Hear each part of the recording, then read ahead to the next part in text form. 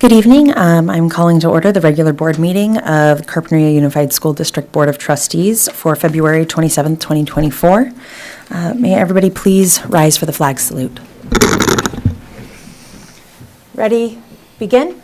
I pledge allegiance to the flag of the United States of America and to the republic for which it stands, one nation, under God, indivisible, with liberty and justice for all.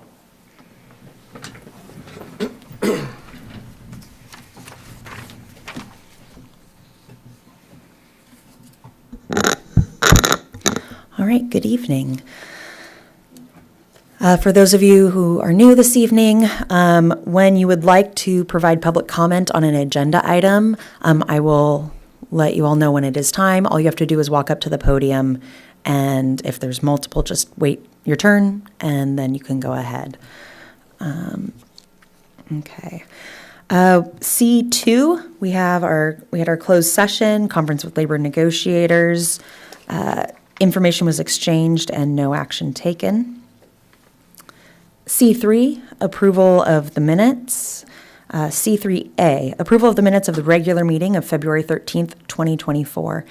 Do we have any questions from the board on the minutes of the meeting from February 13th? Okay. Do we have any public comment about the minutes of February 13th? Please feel free to come up to the podium.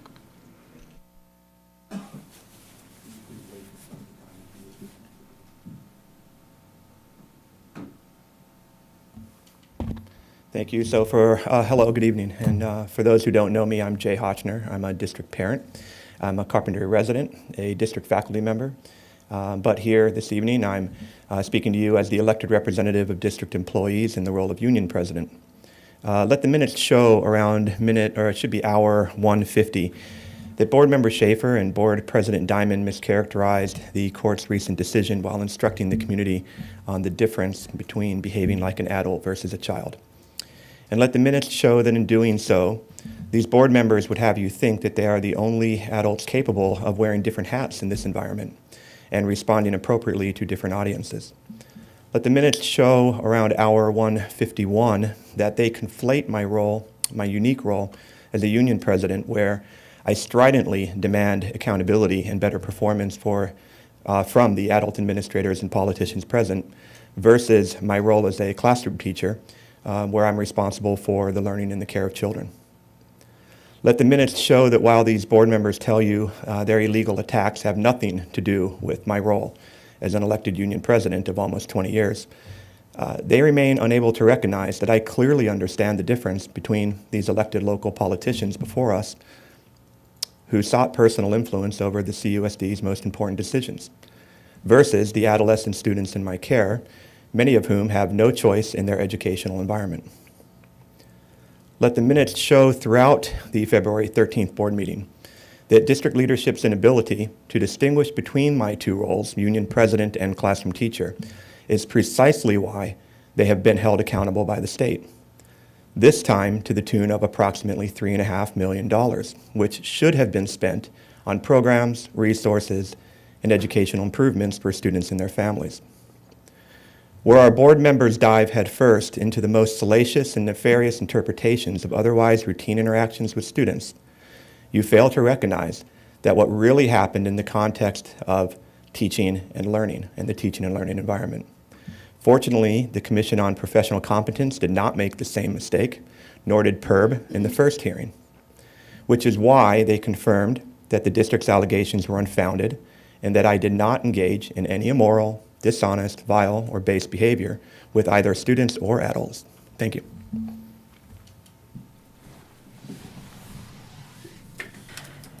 Any further public comments on the minutes from the meeting of February 13th?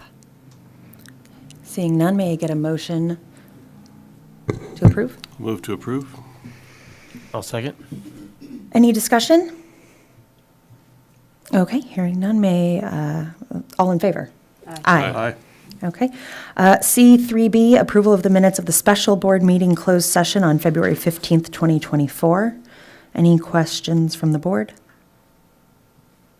Seeing none, public comment on C3B, approval of the minutes of the special board meeting closed session on February 15th, 2024. Thank you. It was not clear in the minutes attached to online whether this was the student matter that had to do with kids, two CUSD students being found with a firearm at high school students, or if this was a different student matter. Are you going to clarify on that detail? No. Okay. Well, then in that case, because it's not clear what matter this is, first, the union wants to express its appreciation for Officer Dickey for his actions on February 7th, as well as the critical role he serves in both in our community and as a community resource officer.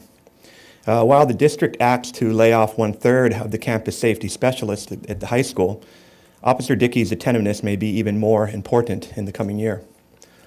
Second, in regard to the incident itself, 2 CUSD students were found in a vehicle just This off isn't campus. about an incident. They were found with a 44 caliber firearm. Sir, this is not about an incident. This is about a student matter. Thank you. It That's is what I not. asked upon. Thank you. Well, it says it's a student matter. Student matter with 2 students from the high school. No, it doesn't say that. 2 students from the high. If it was It- a student, there were 2 students from the high school. No. Should I finish? This says, reclaim my no, time. there's I no time to my reclaim because you weren't commenting on what this was. Okay, it wasn't the student matter.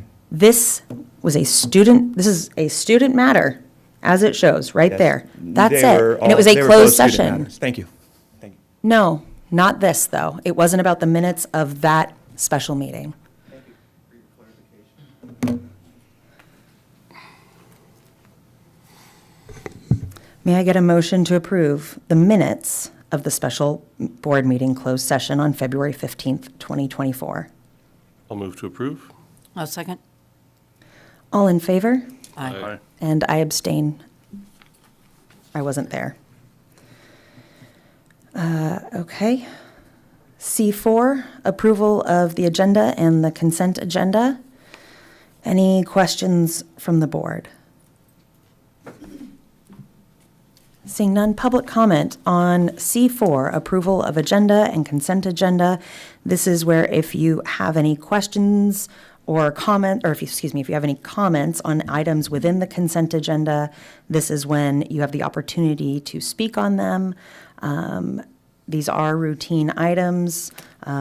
We actually keep it very narrow in scope as to what goes in here. Instead of putting a lot of other things that we could, we keep it to, again, routine items. And then this is approving that we are going to move forward with the agenda as outlined. So public comment. Thank you. You did better with that tonight. For the last few months after attending trainings on the administration of the Brown Act and the district's subsequent responsibilities to the public, the union has reminded the district that it is misusing the administration of the consent agenda to advance public business without transparency. Sometimes, like this evening, it appears the district engages in the practice, which is still is a violation, simply for the sake of saving itself time, a form of misguided efficiency. Other times, it's clear to those who diligently monitor the business of the CUSD that the district's violations are designed to avoid oversight and scrutiny. In these instances, district leadership's violations undermine public participation and transparency in the governance of the district. CUSD has a responsibility to bring each agenda item before the board and the public at least once at a regularly scheduled board meeting before it moves said agenda items to the consent agenda for mass approval. This requirement allows the public an opportunity to consider the agenda item, conduct research, ask questions and follow-up questions, and use the entirety of their 3-minute public comment opportunity to focus on a given unique agenda item at least once prior to approval. Although Brown Act Provision 54954 permits the district to proceed without an agenda in the case of an emergency circumstance, or where a need for immediate action came to the attention of the board after posting the agenda, this provision does not apply at this or any of the 6 previously regularly scheduled board meetings. This evening, the union continues to share its concerns associated with the district's practice of violating the Brown Act by placing restrictions on public discourse to ensure that a clear record exists on the next occasion when an employee, union, or community member is compelled to seek legal action to prohibit the district from taking advantage of the gains of its violations. Fortunately, this evening, we do not believe any of the consent agenda items rise to that level of concern.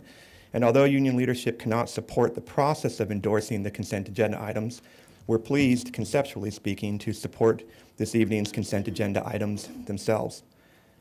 For item 1, having recently chaperoned at the Aliso School 4th grade version of the same event, I was able to see firsthand how beneficial the Marine on the Move science program was, and we hope that you will support that trip. For item 2, similarly, Catalino students under the care of Ms. Ballas should have your support so they can attend the field trip to the California Maritime History Museum. It has broad support from teachers and support staff. And lastly, item 3, union leadership hopes you'll approve the high school's FFA field trip request. Mr. Lopez and Ms. Garcia's dedication to students is well beyond either their contractual or even professional expectations, and we hope you'll support that too. Thank you. Any further public comment on approval of the agenda and consent agenda? Okay. May I get a motion to approve? I move to approve the agenda and the consent agenda. I'll second. Any discussion?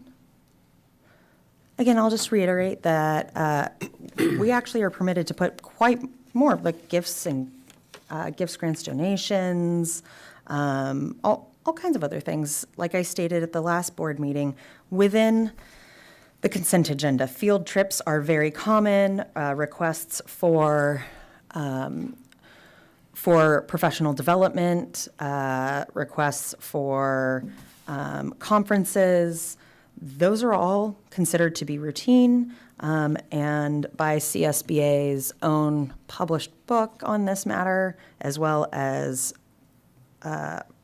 on on agenda planning, as well as their Brown Act book. They both state that this is how that is done. We have actually chosen, and it has been this way for a long time, to not include everything that we could in the consent agenda to allow the public to speak on as many of these items as possible. However, if a board member felt that any of the items in the consent agenda needed more discussion, they would be able to pull it and move it into the regular agenda or pull it for another time. And that has happened in the past. And so I just want to be very clear that there is no Brown Act violation in our use of consent agenda. And I think it's very important to have the truth and the facts. So that is that. And may I get a roll call for the approval of the agenda and consent agenda, please? Eric? Aye. Aaron? Aye. Sally? Aye. Jamie? Aye. I'm aye. Okay, we have our student representative report with Isabella. Glad to have you back. Carpinteria High School is in full swing with spring sports. Please come and support our student athletes in their competitions. CHS mock trial competed on Saturday, February 24th, where they were placed as one of the top 4 teams. This weekend, the final rankings will be determined. The advisors are Mr. Cotty and Mr. Orlando, and the attorney mentor is Miss Marianne Weiss. CHS robotics team competed last weekend in Orange County, and they placed in the top 20 teams in the area. The advisors are Mr. Caliente and Mr. Jones. On February 22nd, 2024, CHS welcomed the incoming class of 2028 for a parent-student night. There were presentations from the counseling and athletic departments. Thank you to all the students who were tour guides or part of the student panel. Additionally, we want to thank our CUSD food service department for preparing a delicious dinner. Tomorrow, Wednesday, February 28th, CHS will be hosting an additional night for our incoming special education program. There will be tours, meet the teacher, and forum to ask any questions. This meeting will be held in the library from 5:30 to 6:30 p.m. And finally, our CHS Mesa Club will be traveling this Saturday, March 2nd, to UCSB for Mesa Day. This field trip is sponsored by UCSB, and students will be able to participate in many workshops centered around STEM. Thank you. Thank you. Any questions from the board or comments for Isabella? Would you do me a favor and repeat what you said about the meeting for SPED families at the high school? I think everybody would really appreciate that, hearing that again. Thanks. Tomorrow, Wednesday, February 28th, CHS will be hosting an additional night for our incoming special education program. There will be tours, meet the teacher, and forum to ask any questions. The meeting will be held in the library from 5:30 to 6:30 p.m. Thank you. Thank you. That's really helpful information for the community to hear. Awesome. And again, nothing else from the board? Thank you. And now we will have public comment on our student representative report. Please feel free to step up to the podium if you'd like. Okay, seeing none, we're going to move on to the superintendent's report. Thank you. Tonight, I'd like to begin with appreciation.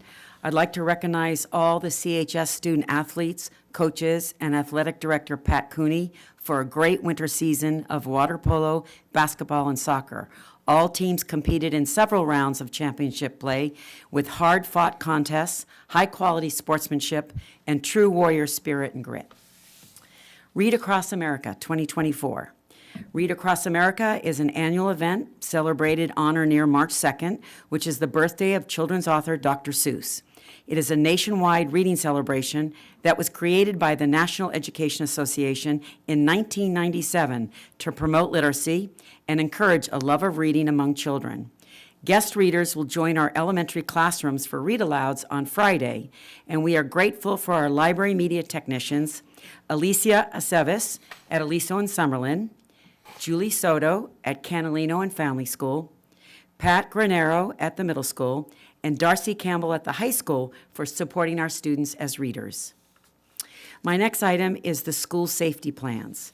CUSD is committed to be prepared as possible for school emergencies and to maintain safe and orderly learning environments.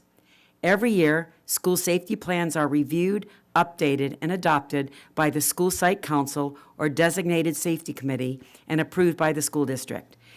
California Education Code Section 32281 outlines the requirements, which include an assessment of the current status of school crime, child abuse reporting procedures, disaster procedures, crisis response plan, suspension expulsion policies and procedures, procedures for notifying teachers of dangerous students, school discipline and dress code, safe ingress and egress, discrimination harassment policies, protocols for secondary schools in response to and tactical responses to criminal incidences. CUSD school safety plans are posted on the district website at www.cusd.net. And our last item is regarding Measure U. The RFP for work related to the Catalina Learning Center was due on January 31st, and we received one responsive bidder. And after the review committee rated this response, McGilvery Construction Incorporated was selected for board approval, which will happen at tonight's board meeting. Thank you. Thank you. Any comments or any questions from the board? Okay. Public comment on the superintendent's report, please feel free to step up to the podium and just make sure the green light is on. It is on. Hi, my name is Julie Sigwart. I am I'm a parent of a former student in the district, and also I represented Family School as their president for several years and was very involved there. And I just wanted to ask about the safety of the campuses. One of the things that has come to my attention, one of the things I do, I'm a local reviewer on Nextdoor, and there's been a lot of conversation there about all the to-do that's been going on.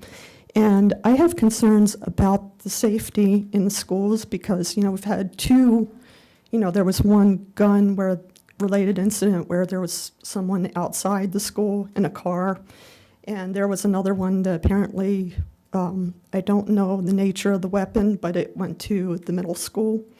And I have a concern that with the loss of safety personnel on the campuses and the extreme expenditure on legal expenses, how are we going to afford to keep our campuses safe? This is a big deal, and I'm very concerned. Thank you.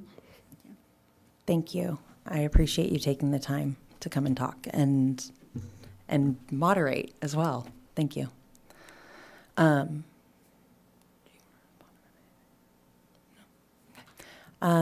So safety is, I have kids at 3 different campuses, and at both of the campuses you just mentioned. There is as a parent, you can do everything you can to keep your household safe. What you don't have control over is on the other side of your fence.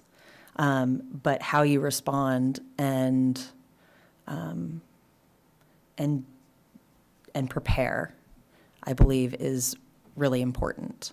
And how you prepare and be ready for different scenarios is very important. And one of the things that a choice the county Office of Education made was to make school safety plans that are streamlined, so it's all the same terminology, all the same behaviors, safety behaviors across campuses, so that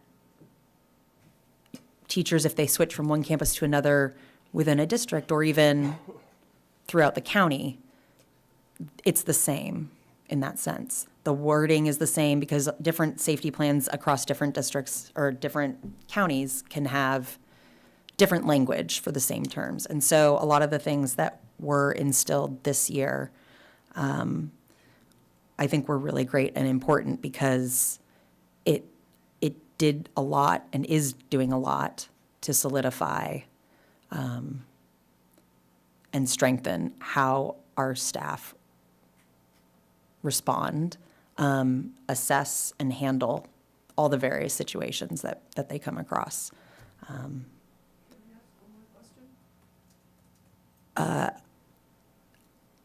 Not that I don't want you to, but if we do for one, we have to do for all.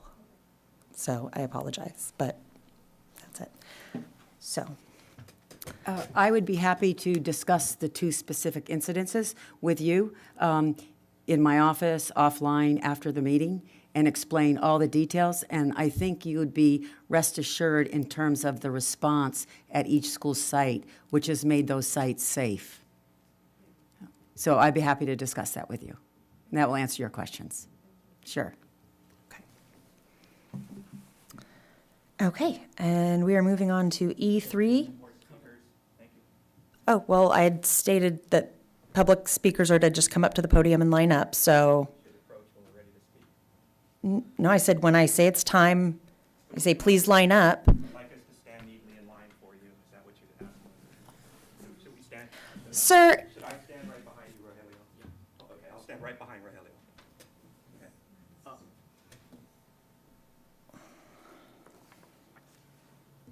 Okay, I think that this is what's happening. We need a protocol for all of this.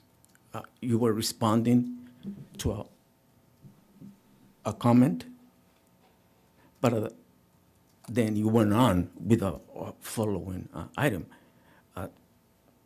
Didn't give us a chance to say, okay, it's your time to respond. Okay, going back to safety. Can see Aliso School, I can see the middle school, I can see Canalino School. Okay, there's a fence. It's not easy, let's say, for someone to break in. High school is wide open. It's wide open. Anything can go in. Probably 10, 15 years ago, there was some interest on putting a gate or a fence at the high school for protection. But that was 10, 15, 20 years ago. Now, times have changed. Nobody knows what's going to happen on any given morning. Nobody knows.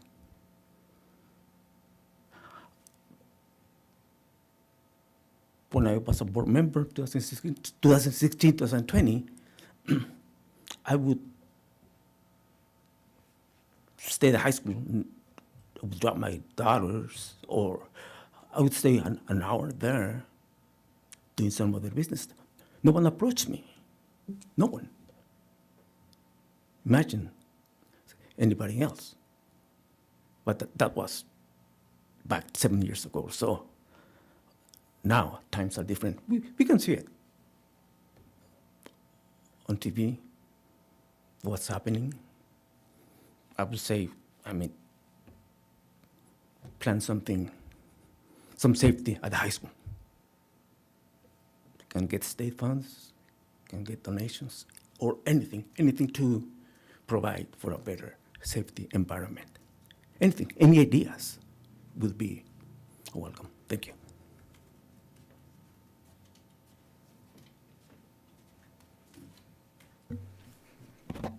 I didn't step out of line, did I? I hope not. Throughout the 23-24 school year, district leadership has threatened and acted to further reduce librarian hours across the district. Under Superintendent Rigby's direction, CUSD's elementary schools no longer have full library and media tech services. For example, the library at Aliso School is not a full-time employee, and during her 75% contracted day, she provides library services to Summerland Elementary just one school day a week. In fact, in late October, when the CHS librarian politely shared a variety of highly professional ideas for a more robust library media tech resources for our high school students, he was summarily released by the district. No explanation provided, just a letter out of the blue thanking him for his service and directing him to drop his keys off at the district office. Then his full-time position was immediately reduced to a part-time position.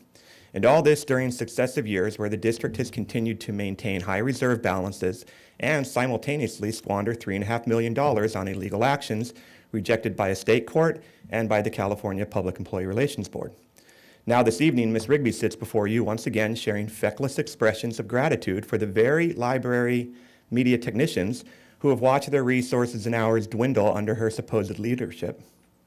In regard to district safety, Ms. Rigby tells the community that CUSD is committed to be prepared as possible for school emergencies and to maintain a safe and orderly learning environment, while refusing to even consider the union's recommendations to bring district-wide CPR and first aid training to CUSD employees, or to reinvigorate the district's school site safety school site safety committees to include, as they used to, parent leaders, mental health specialists, site administrators, counselors, faculty support staff, union site representatives, student representatives at the secondary level, and at the district level, external agency partners, law, fire, rescue, Carpinteria, planning, mental health experts, and Santa Barbara County Ready, Set, Prepare.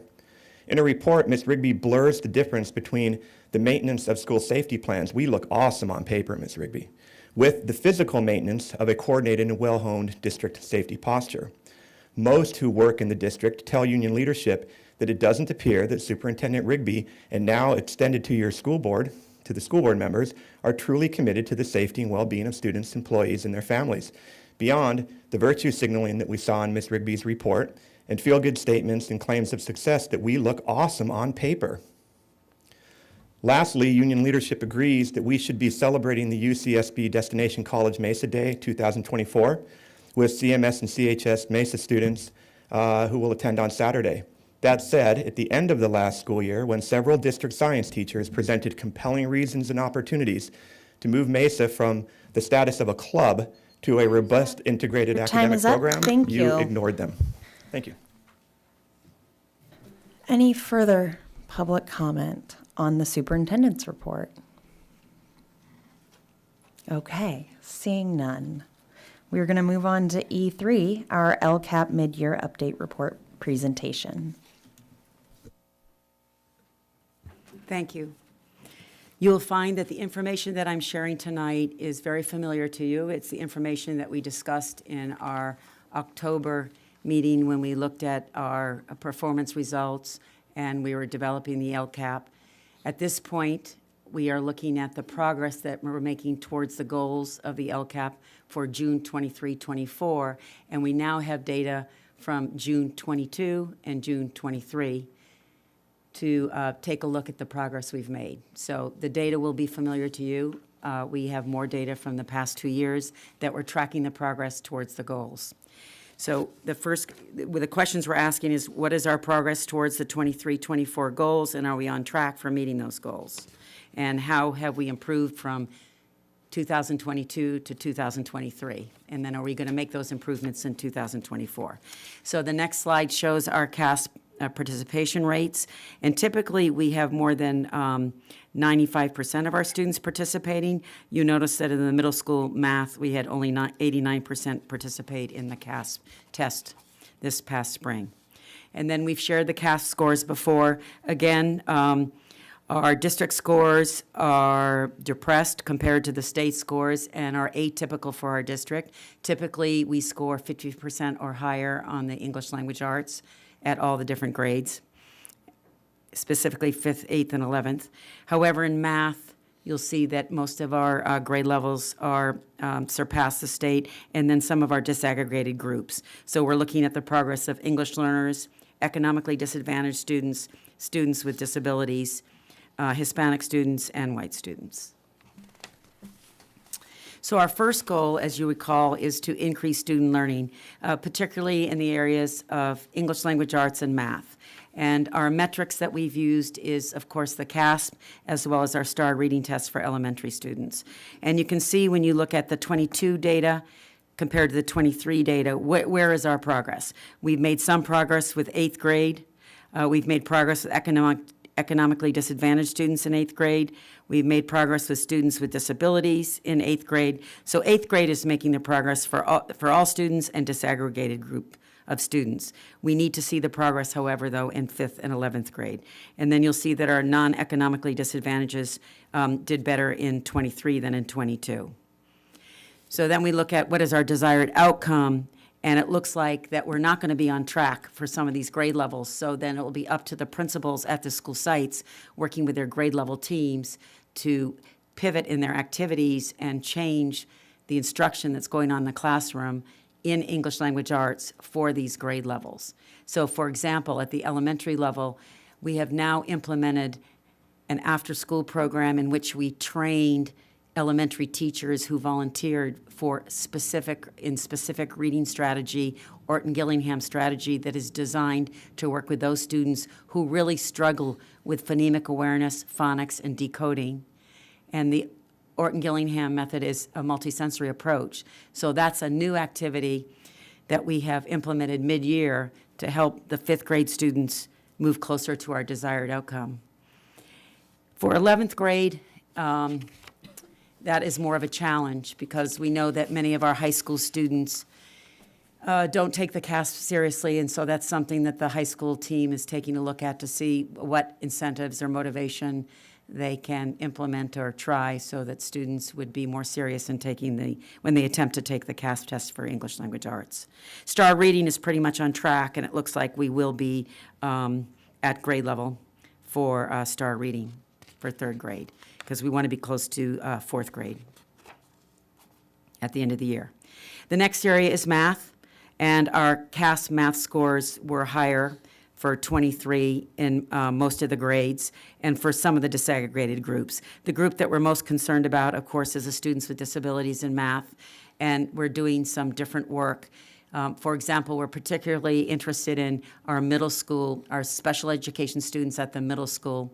So at this point, what we've done is we've offered funding, a stipend to a content math teacher who has volunteered to assist the special ed teachers in designing lessons that are more engaging for the special ed students. So that is something that we've changed this mid-year for 2nd semester. Our grade 3 STAR math, however, is encouraging. It looks like that our students will be at grade level for math at the end of this year. Then our next goal, the next area that we look at in the academic goal is for our English language learners, and we're looking at the progress they've made from year 2 to year 3. And we have increased our reclassification rates. We've decreased our long-term English learner rate, which is encouraging. And then for student grades, for all students in the middle school and high school, our students did better this last year in earning a 3.0 or higher. The next area focuses on the appropriately assigned and fully credentialed teachers, as well as the framework curriculum that we've implemented. And you'll notice that last year, only 87% of our teachers were appropriately assigned and fully credentialed, and that is directly related to the fact that a number of our DLI teachers did not have the B-CLAD last year. This year, the county is offering free classes for our teachers to earn that B-CLAD, so that percentage will change and will be closer to 100%.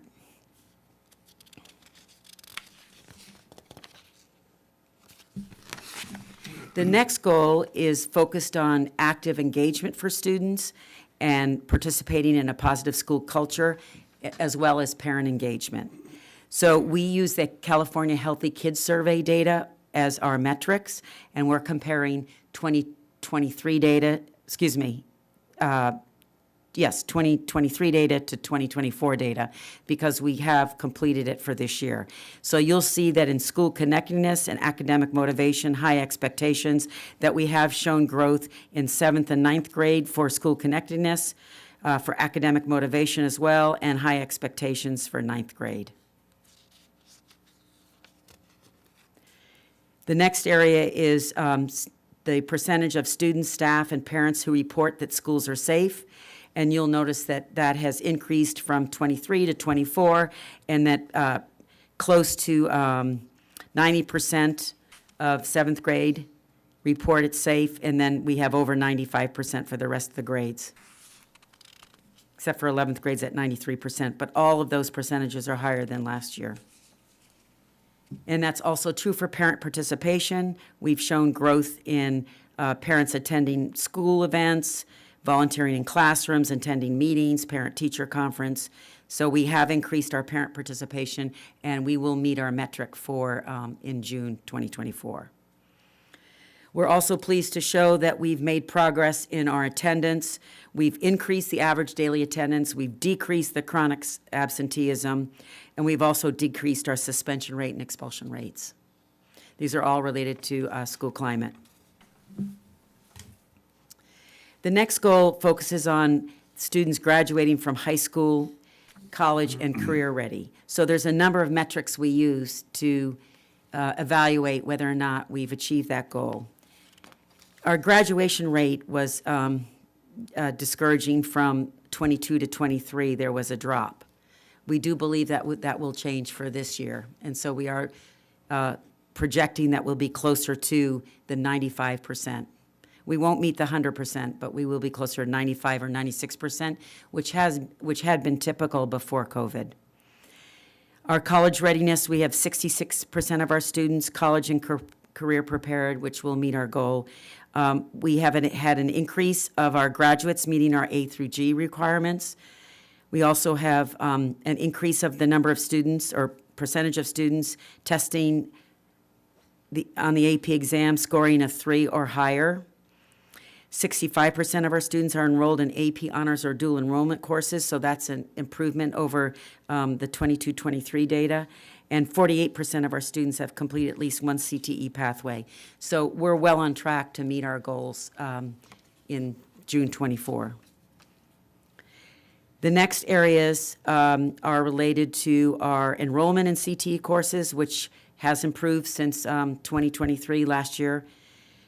We also show improvement of completing at least one pathway as well as the AG requirements. That's almost doubled. And then also our high school dropout rate has decreased. The one area which we don't show an increase is the number of graduates earning the state seal of biliteracy. And then the next to last goal is focused on facilities, updating and maintaining facilities for all students and staff. And we show that the data indicates that there's been improvement in the perception of, or the response, schools are clean and well-maintained. So we have more of the 9th and 11th grade students reporting that they're clean, and staff and parents.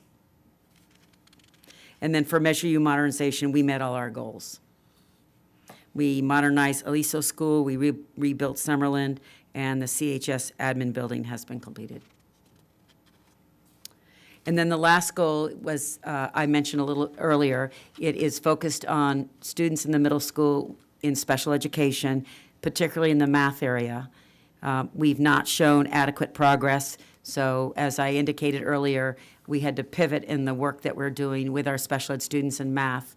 We feel that having a content math teacher work directly with a SPED teacher will improve the math instruction for our SPED students and improve their success with the math concepts.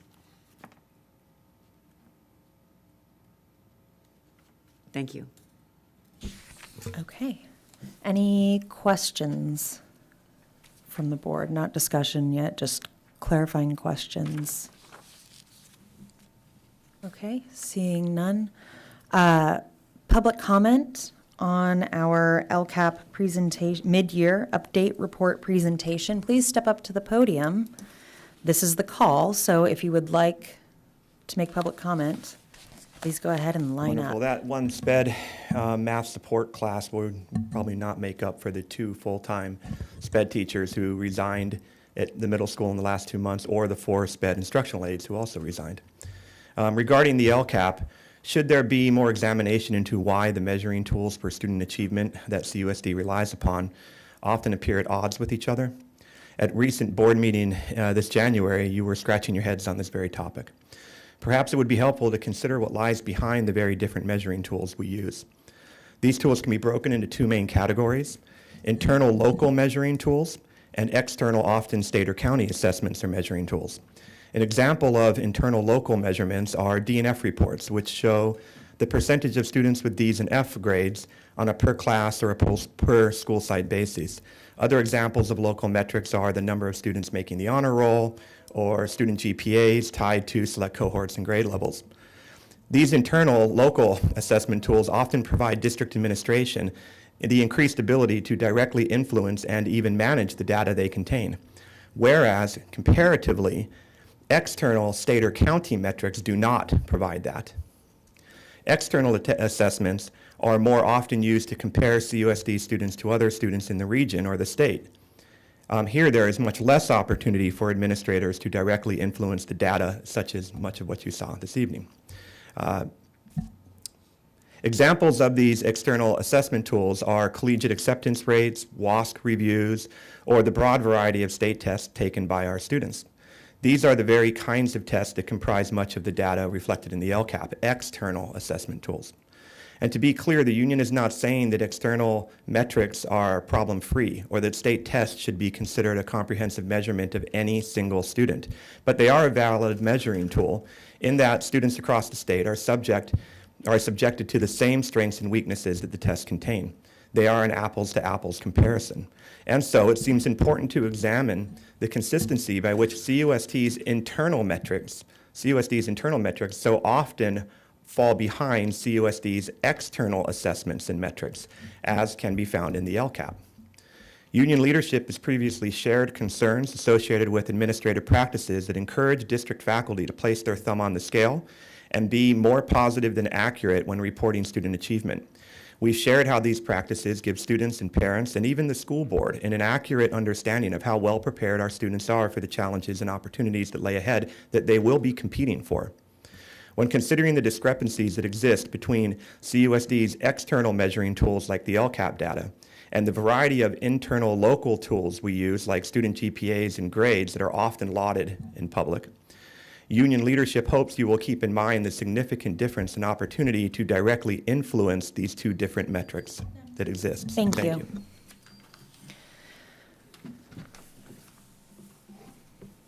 Hello again. Hi. I really appreciated the LCAP report, and I'm glad to see progress in a number of areas. I've been taking a look at some of the reports that we have on the website, and one of the things that I noticed is that we have a serious issue with the CMS students being unhappy. These numbers in the LCAP show good progress, but if you look into some of the other statistics, the Healthy Kids survey for the 7th graders show that 33% experienced chronic sadness and hopelessness in the last 12 months. I mean, that's big. And even worse, 14% of those kids actually contemplated suicide, and that's in the last 12 months.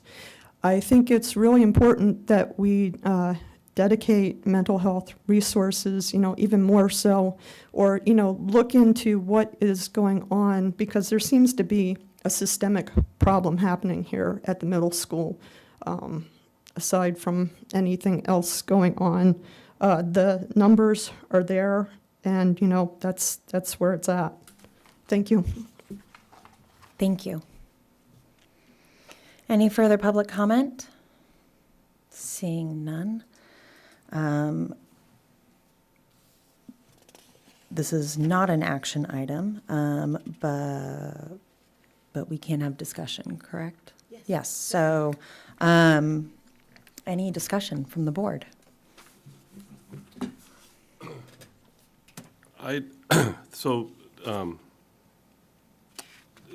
As we've seen these before, I mean, it's disappointing that our English language arts scores have actually declined. I'm reminded that the tests are not only an indicator of student-to-student achievement across the state, but they're also an indicator of teaching quality and rigor. And I'm wondering if not only do we need to bolster our student learning, but maybe we need to come up with a plan to bolster our teaching, with more professional development, more coaching. Do you think that would help us in improving our achievement here? That is exactly what the teams have determined for this year, and that's why they're working in their professional learning communities.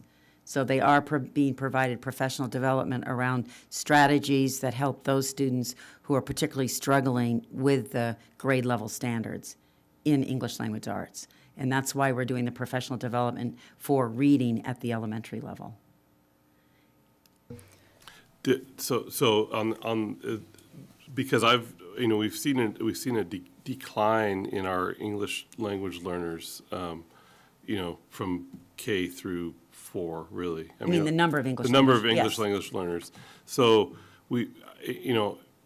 that would indicate that we have more students who are speaking English at home. So they're not necessarily having to overcome that language burden at home, or that obstacle of not getting enough English at home.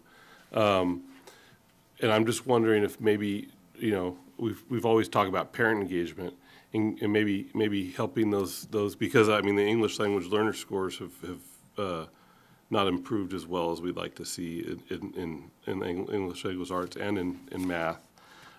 Maybe we do more parent engagement to try to get them the tools they need to help their student at home.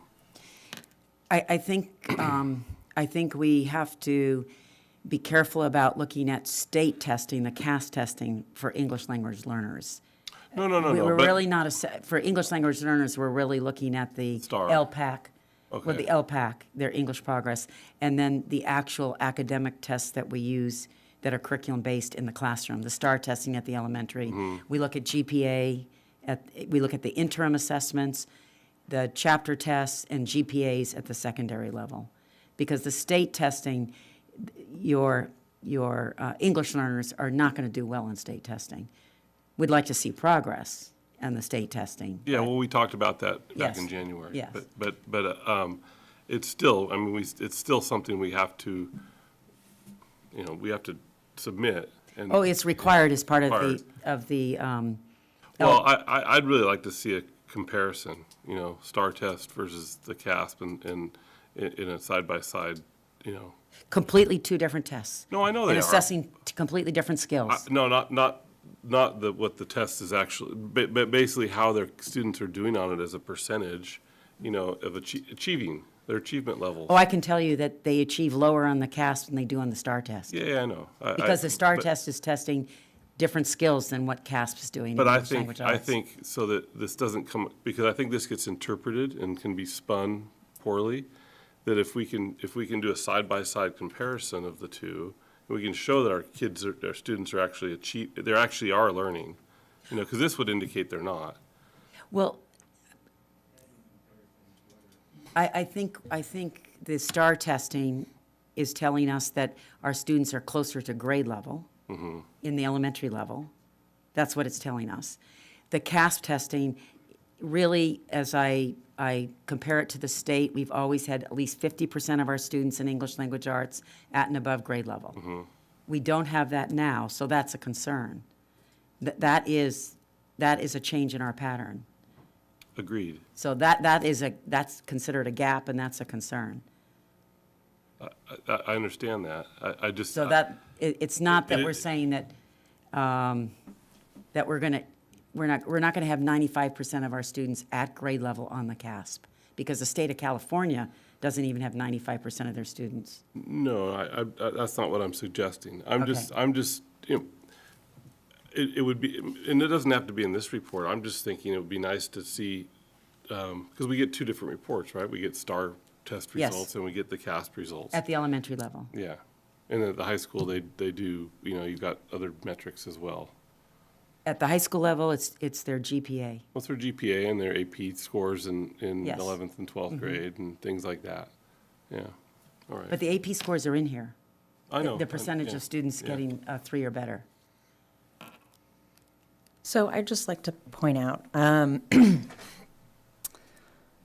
had pulled up the same mid-year update from last year, just to track. And I know this, and it's not just, last year's isn't necessarily what we have here, because this is all new that we are just now getting. Last year's, we were provided with the 1920 data. And looking at the 1920 data in the the goal 2 area. Looking across the board, 1920, across the board, the percentages when it comes to healthy kids survey items, the goal 2, students actively engaged in learning, and the healthy kids data, essentially. They were pretty high. They were all high, some 70s into the 90s. And then the 22-23, almost across the board, not entirely, showed a dip. And the 23-24 shows it all back up at or above the 1920. So to me, that shows something, we've moved the needle on school connectedness, academic motivation, high expectations, schools are a safe place, parent participation. The unfortunate, it's still way too high, but our suspension and expulsion rate, now that is very unfortunate, and it is what it is, but it's how we're dealing with those students, and how we're supporting them along the way that will be helpful. It is definitely down in 23-24 compared to 22-23. And 19-20, I think it's the skyrocket. We can all agree that the behaviors nationwide that we're seeing in students after COVID has been off the charts. And so the 22-23, I think was a lot of residual behaviors and from COVID, and it is going down. So we're going in the right direction on that one. Instead of that one going up, that one went down. I want to find the good in here and highlight that, not to take away the fact that our math and English rates are, according to this, they're awful. I'm just going to say it. They're not great. They're less than not great. You're referring to the CAS scores. Now back Yes. up to the CASP scores. Sorry, I jumped on you.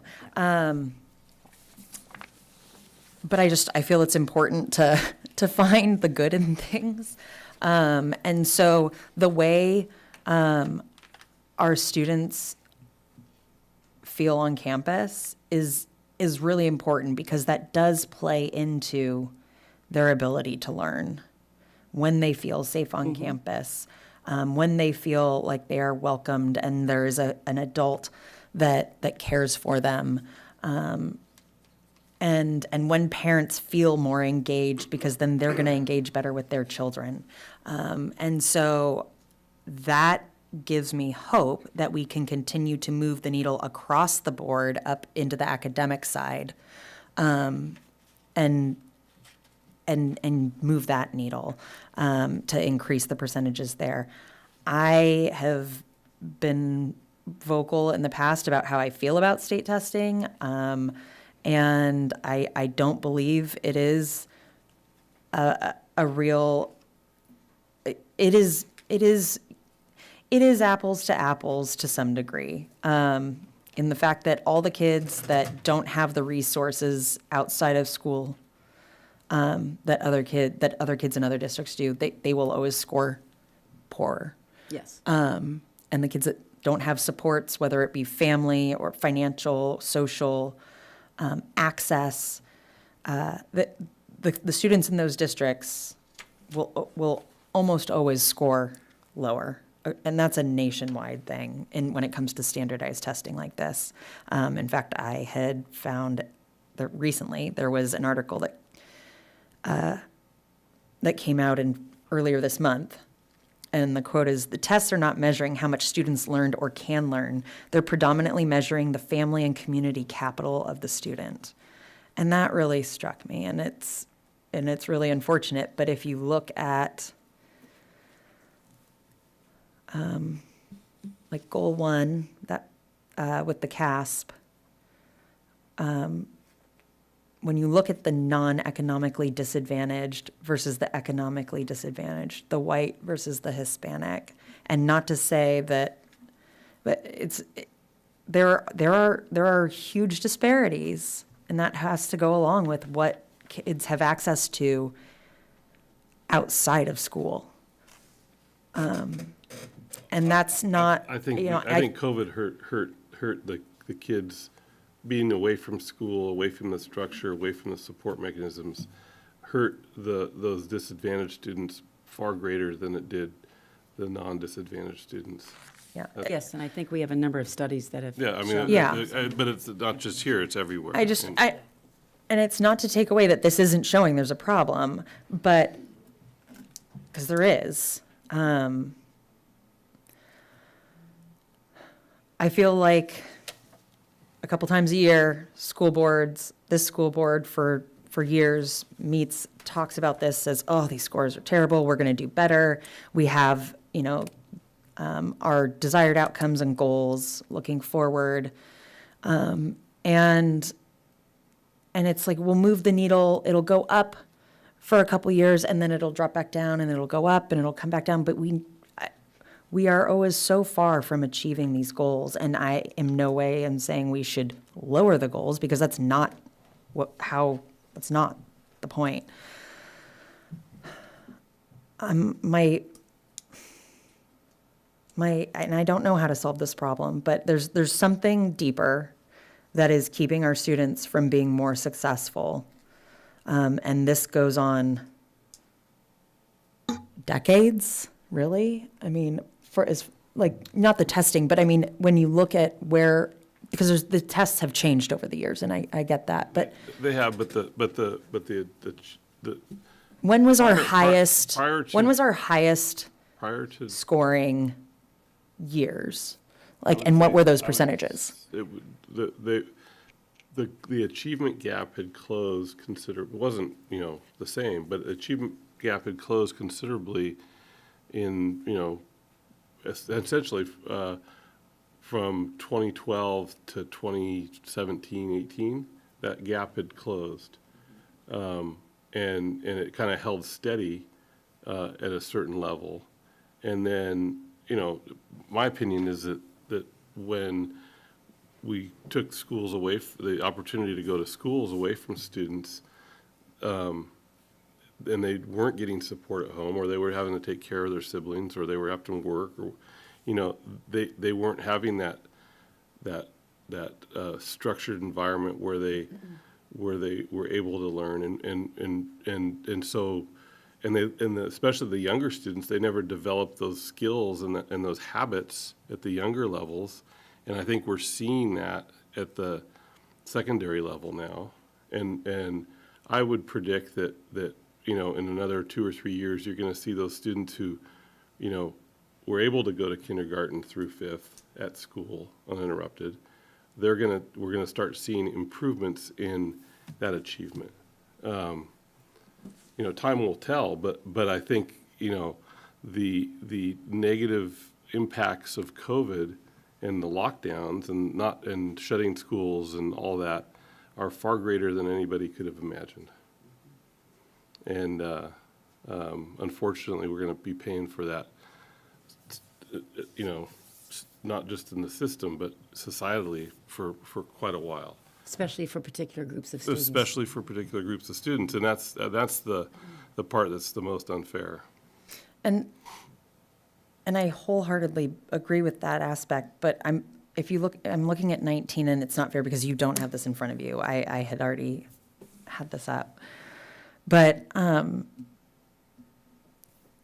even pre-COVID, so the gap was smaller in a lot of ways. English language arts, at 40%, let's see here. We were at, 40% on the economically disadvantaged and 62% on the non-economically disadvantaged. So it was a 22-ish% difference. And now we're almost at a 30% difference. But the fact that, But the decline, the non-economically disadvantaged didn't really improve. didn't improve, dramatically, but but the it still others- was only at 62%. But So the others went down. I mean, there's- That's the differential. the others went Yes. down, yes, Yeah. but still 62%, although that is great, that's still a lot of students that aren't there. And so, we set our goals of, more than 60% or 45% or 20% or for different things. And I mean, in my mind, I know it's unachievable, but to say 100%, like we should set our goals to be 100%, and it's not because we know we can't do it. Correct. Why can't we do it? Because no one in the Like, state can do it on that test. I know. So I mean, why, like, Here's the conundrum. just- The state testing is required. It's required to be reported with with our report, with the LCAP. And yet, it really is not what we focus on in the classrooms, and the teachers don't focus on it. We teach the standards. We evaluate student progress based on curriculum-based assessments within the classroom. And that's why the STAR reading and STAR math for elementary is much closer to what students are achieving, because it's much closer to what we're teaching in the classroom. So then what do? We look at the state tests and we look at it relative to the state average. So 62% in 2019 was far above the state average, because the state average was 50. It's been around 50, right? My concern is, as I've said, is that I've seen English language arts decline. We're below the state average. That is a surprise, because that has not been the case. Now, for math, we've been, hovering at the state average or below, and now we're above. But it's still at 36%, which, when you look on a scale of 0 to 100, that's far failing, right? yeah. But I think you have to say, okay, what about the test? What are we actually testing here? And we've talked about that in the Yeah, previous board and this meetings. is, yeah, Yeah, I so want to I clarify. think- but I I think get we have to- frustrated because it's, You and have I to put love, it in a framework and context. and a context and what you're comparing it to. And I think, here are the points. The points is that we know our disaggregated groups of students, there's huge discrepancies, and we're trying to close that gap, particularly between white and Hispanic, between economically disadvantaged and non-economically disadvantaged, between special ed students and non-special ed students.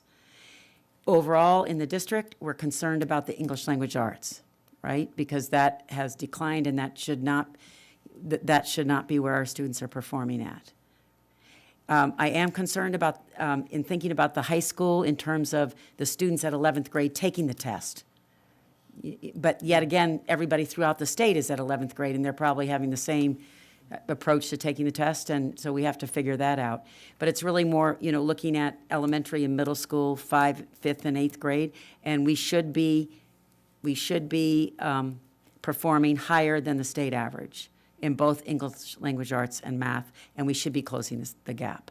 So then the next step is at the school sites, is to disaggregate the data for the particular grade levels in the content areas and work with the teachers to talk about what do those test scores say to you for your students compared to what you're teaching every day and the kinds of performance that you see in the student work that you're asking students to do, and what that discrepancy is and why. And then for particular groups of students, what do we need to do differently that we have been doing that is going to provide the intervention that is going to help those students move closer to achieving that grade level standard. And back to what Andy had said about professional development, that's actually what we need. We continue to invest, and teachers participate and determine, what particular instructional strategy that you need to learn about and implement to help a particular groups of students to be more successful with that content area. Which is why we went to a very prescribed reading strategy for dyslexic students that we're using for those students who are struggling with reading in the elementary level for that intensive after-school program. Now, That's in addition to the fact that we have reading intervention specialists at the elementary level who are highly skilled, who are providing additional support for students struggling in reading and writing, in addition to the language arts instruction they're receiving in the classroom from very skilled language arts teachers at the elementary level. So that is our work. That is the work that we're doing every day. At the secondary level, teams of teachers meet in the professional learning communities. They work within their departments.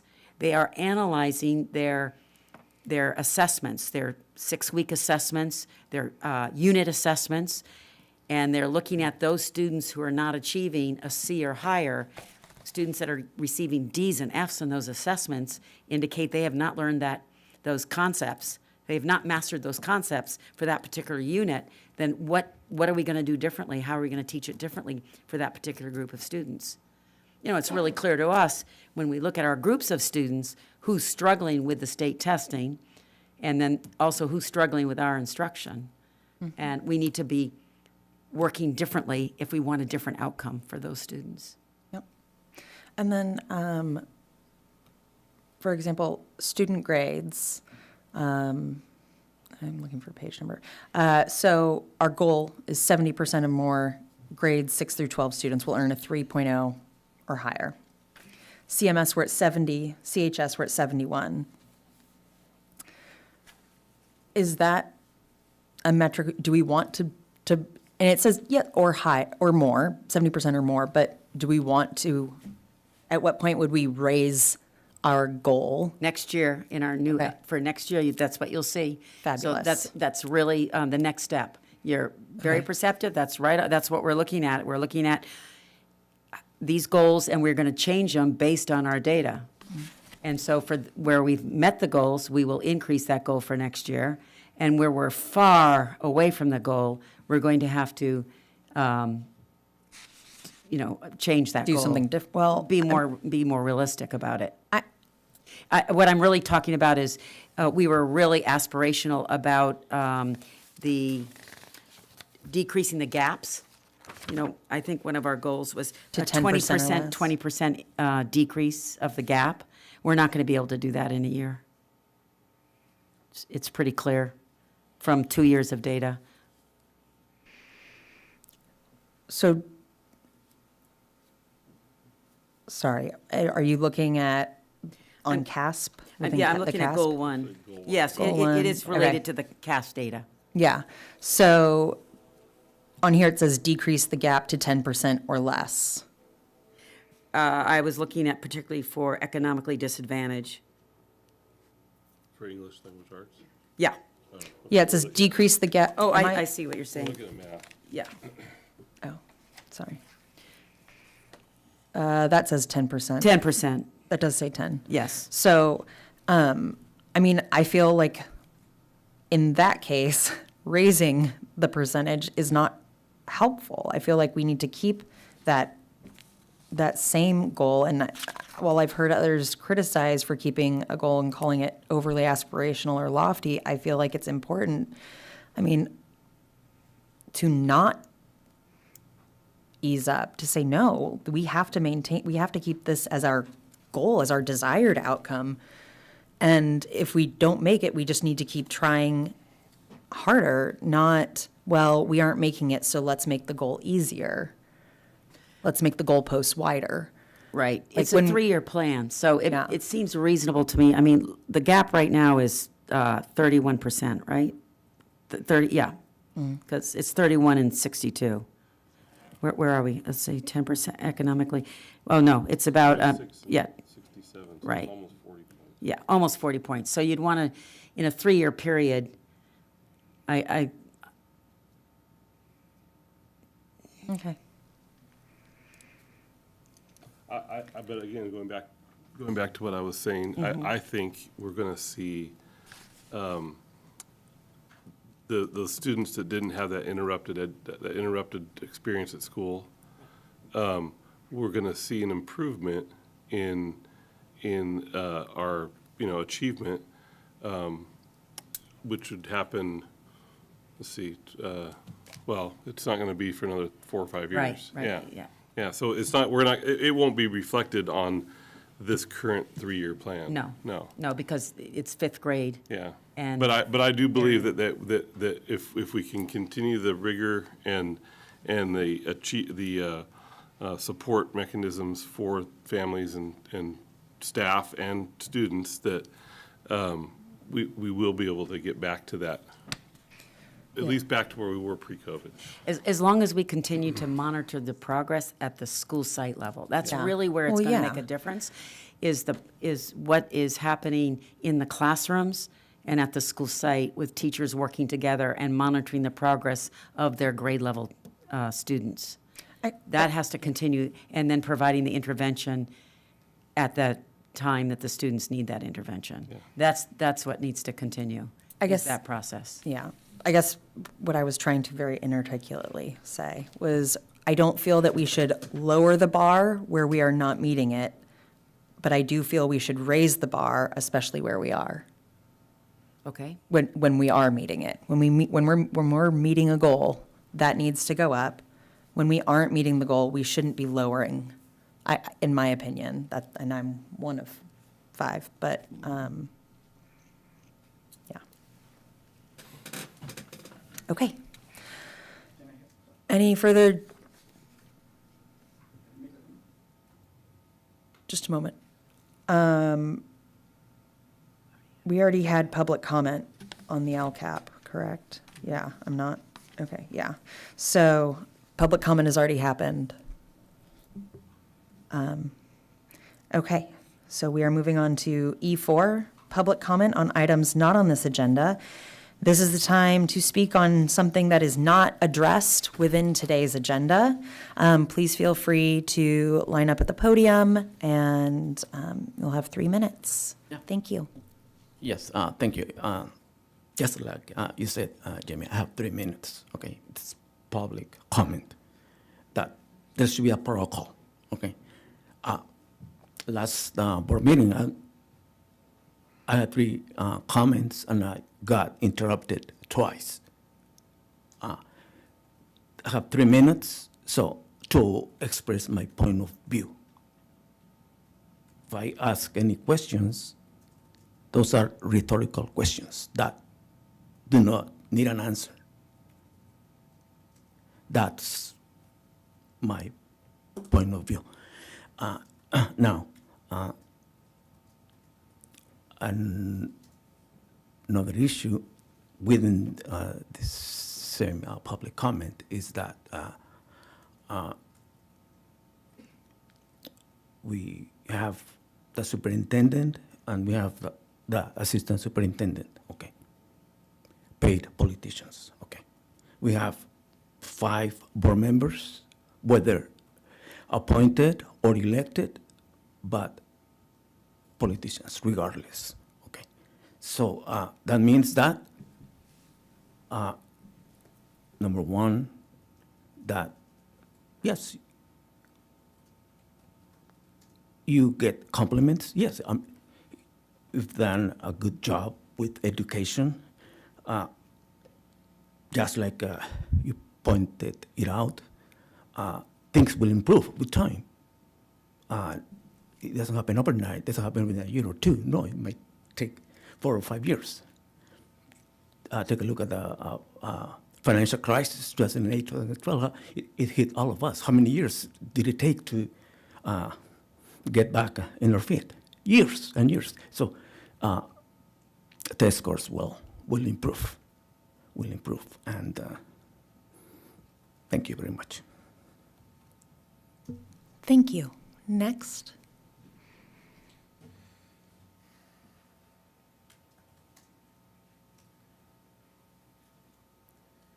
Public comment, thank you.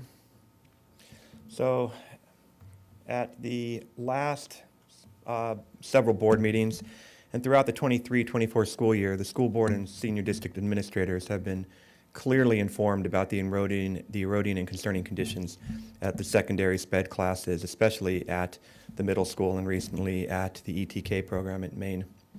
In fact, the LCAP presented this evening provided a clear example of that, of the students with disabilities falling well behind even those in the state, let alone their own metrics here in the district on pages 3, 4, 5, and 13.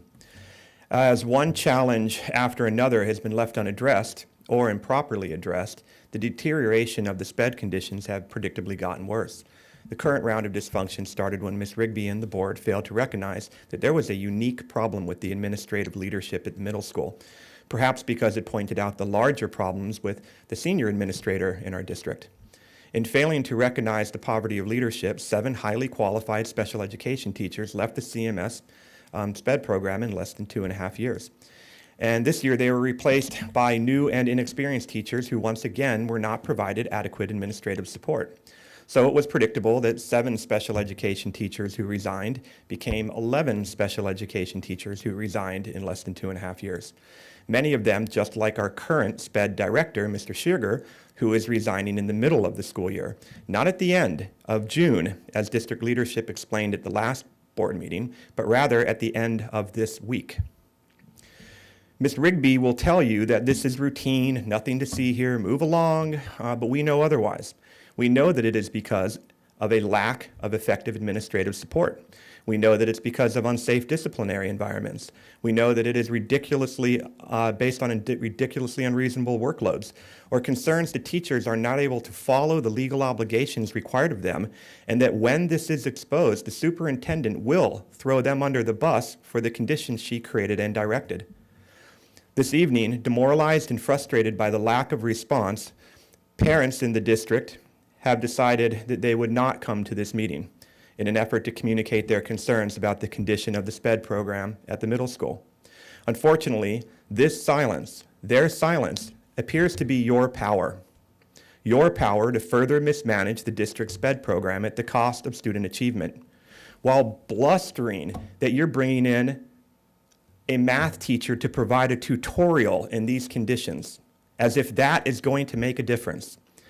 To our school board, do the facts of the current conditions shared by parents, shared by SPED faculty, shared by union leadership, and now further confirmed in the LCAP data suggest that the superintendent is putting resources in place to even begin to resolve these issues? Any further public comment? Please step up. Thank you. Yes. Okay. Like I had said earlier, I am a community reviewer for Nextdoor.com, and a lot of the situation with Mr. Hotchner has been discussed on Nextdoor, and I have a lot of concerns about the amount of money that is being spent on legal services in this pursuit. I went and I did the public request and I got the OAH ruling, and I read through that, and I was interested in what that I had, found there. One thing, there are 3 people who made a decision on that ruling. One was selected by you, the board, and that was your person that is supposed to, sort of like be fair on your behalf. I went through, and, the thing that I see is that additional money spent on appealing this is not a wise move or a good resource use of taxpayer funds, and I very much object to it. Whenever you appeal something, they look at the merits. They don't go back and retry the case, which I think is much of what some folks would like to have happen. It doesn't work that way, and I really feel that is just going to be throwing good money after bad if we continue on this pursuit. I went through and I looked at it, and the thing that I saw is that as I was reading through the whole document, I saw a picture of a dysfunctional school and work environment at Carpinteria Middle School. And I think it looks like a lot of these problems stem from the leadership not enforcing the rules uniformly across the board. There were dress code issues where the same kids were treated differently in different circumstances, and as far as different teachers went, and I got the impression that the principal appears to want to be liked by the students more than she wants to be an administrator. I have a very good concern about that. If you're wondering why the test scores are low, for CMS, there's a lot that's going on. I mentioned the chronic sadness, and also in those statistics, only 34% said that they agreed or strongly agreed that they are happy at Carpinteria Middle School. The students are not happy. I've talked to staff, and they're not happy either. And there are staff that feel like they're going to face retribution as Thank that. you. I Thank you hope that for you your don't time. don't spend money. Thank you for your time. You're welcome. Any further public comment from people here in the room? Okay. I do have a written comment that was asked to be read into the record. This is from Lucy Carlton.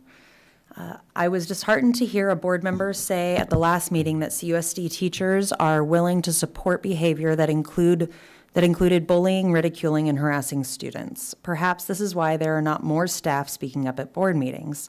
I was more than dismayed to think anyone would equate my statements expressing distaste for wasting taxpayer money on lawyers' fees with condoning such terrible behaviors.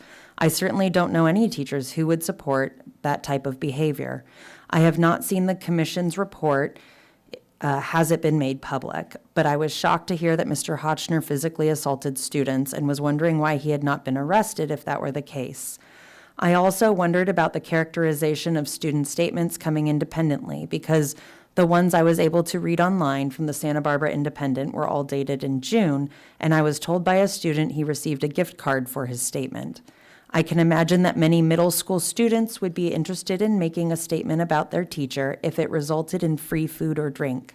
Additionally, I assume the board knows that some parents were not pleased that their children at the high school were pulled out of academic classes by the principal to talk to the district lawyers without parents' knowledge. Again, my statements were centered around my opinion that this is not a good use of funds to pursue a case that has been litigated twice, with CUSD losing both times. When the district loses, obviously we all lose. Imagine if we could pay our special education aides a higher wage, try to address declining test scores and the persistent inequities in student achievement, or we sink some of that money into a pool for the high school. Surely the possibilities are limitless. This is not to say I do not value keeping every child safe, certainly as a parent as well as a teacher. I would always take student safety concerns seriously, but I believe the board's job should be more creative than gambling money which is not their own on another appeal.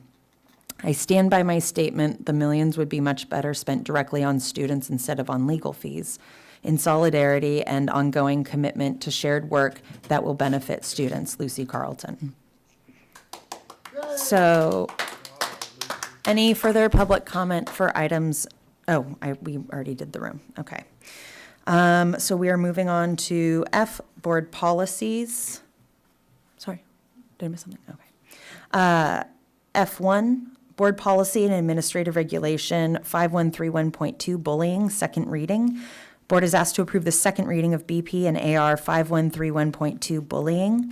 This policy shall apply to all acts constituting bullying related to school activity or to school attendance occurring within a district school, to acts which occur off campus or outside of school related or school sponsored activities, but which may have an impact or create a hostile environment at school, and to all acts of governing board and superintendent in enacting policies and procedures that govern the district.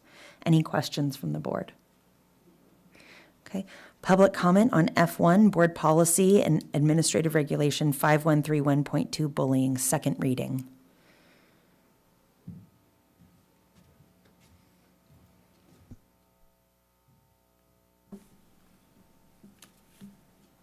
It is just a bit ironic listening to the school board read and adopt yet another board policy which embraces in public a seemingly ethical approach to running the business while trampling upon the provisions behind closed doors. Employees routinely stand gobsmacked when they examine district leadership's commitment to board policies while grandstanding upon them in these meetings.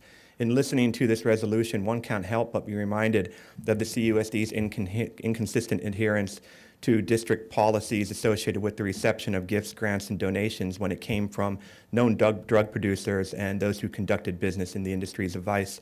Ms. Rigby and the board didn't seem fazed about taking money directly in conflict with board policies at that time, while not so coincidentally looking the other way in regard to boundary violations adjacent to our school sites. The bullying policy BP 51312 seems not that different. Lots of fanciful language to be adhered to by children and employees, but not necessarily by our district leaders.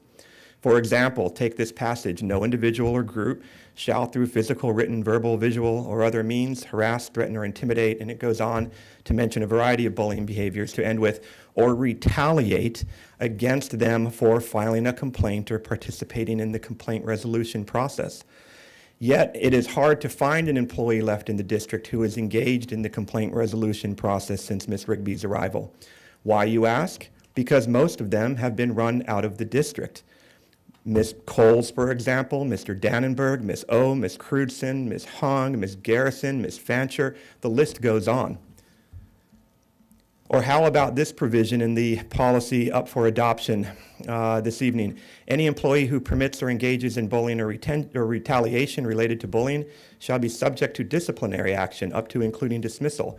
Yet just this evening, in the personnel summary, the district is allowing the Human Resource Director, Deanna Zapata, to resign at her own pace, now over 2 years after she was directly involved in the actions found to be both discriminatory and retaliatory by an external state agency, the Public Employee Relations Board. Unprofessional behavior that cost the district upwards of $500,000 to defend itself against and once again lose. Look, embracing highly ethical board policies is fabulous. It's kind of like those safety policies. Fabulous that you're embracing them on paper. But actually adhering to them is the difference between leadership and abuse of authority. Under Superintendent Rigby and select board members, you have not been leading. Thank you. Any further public comment on F1, Board Policy and Administrative Regulation 5131.2, bullying, second reading? Okay. Seeing none, may I get a motion to approve? I'll move to approve. I'll second. Any discussion? All in favor? Aye. F2, Board Policy 6170.1, Transitional Kindergarten, second reading. The board is asked to approve the second reading of BP 6170.1, Transitional Kindergarten, policy updated to clarify that a child's eligibility for transitional kindergarten enrollment and new law, SB 141-2023. The governing board desires to offer a high-quality transitional kindergarten program for eligible children who do not yet meet the minimum age criterion for kindergarten. The TK program shall assist students in developing the academic, social, and emotional skills needed to succeed in kindergarten and beyond. Any questions from the board? Okay. Public comment on Board Policy 6170.1, Transitional Kindergarten, second reading. Please step up to the podium now.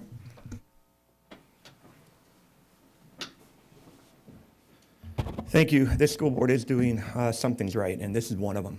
Union leadership wants to applaud and support the district's expansion of the TK program at CUSD. Fortunately, the initial reluctance of district leadership seemed to be resolved when the state, under the governor's good guidance, dedicated sufficient funds to the TK mandate. As a result, families and children across the community have the opportunity to pursue free educational outcomes that simply did not exist on the scale they do now. Our elementary teachers say that they're noticing a difference both in the students' academic and social preparedness for kindergarten and in the early elementary years.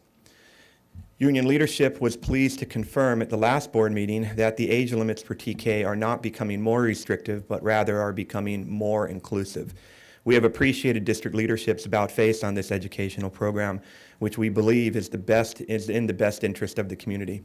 As long as the mandate remains well-funded, the TK expansion appears a win-win for all those involved, TK families, CUSD, and the community itself. And at least for the next few years, there's no reason to think that this mandate won't be funded. The revised Prop 98 amounts have been rebenched. The revised Prop 98 amounts have rebenched the formula funding the funding formula to account for the expansion of universal transitional kindergarten, as the implementation of the Prop and the implementation of the Prop 28 Arts and Music in schools funding has also been maintained.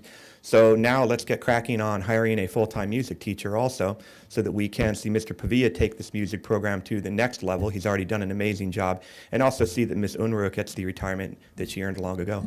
Thank you. Any further public comment on Board Policy 6170.1, Transitional Kindergarten, second reading?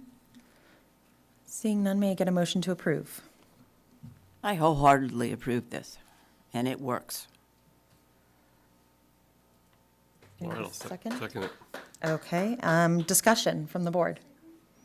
Andy Schaefer? Yep. Any discussion from the board? Okay. Nope. Okay, all in favor? Aye. Aye.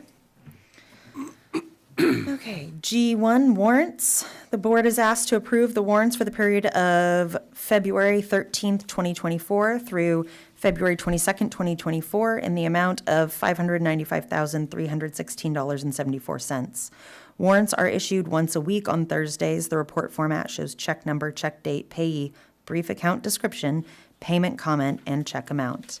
Any questions from the board? Okay.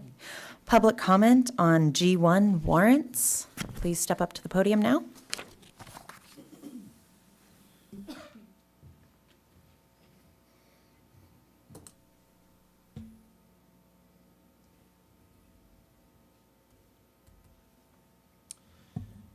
During the LCAP discussion, I know what topic we're on, mind you.